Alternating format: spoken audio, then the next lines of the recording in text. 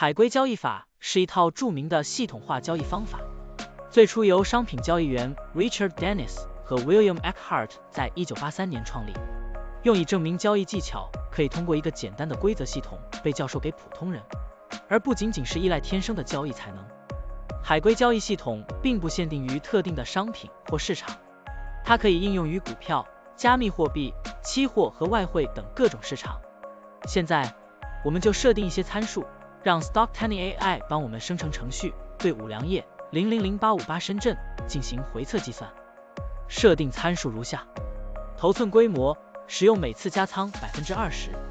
入市信号，当市场价格高于过去20日的最高价时，视为买入信号；反之，低于20天最低价时为卖出信号。加仓策略，每当价格移动到1/2的20日均幅指标 ATR 时加仓一次。运行时间从2023年1月1日到2024年5月10日。交易手续费设定为 0.10%。好了，按照上面的设定，视频下方就是持仓的情况，蓝色为股票仓位，黄色为现金仓位。累计交易12次，期末持仓价值101015.40元，盈利 1.02%。相比持仓不动，多盈利 14.35%。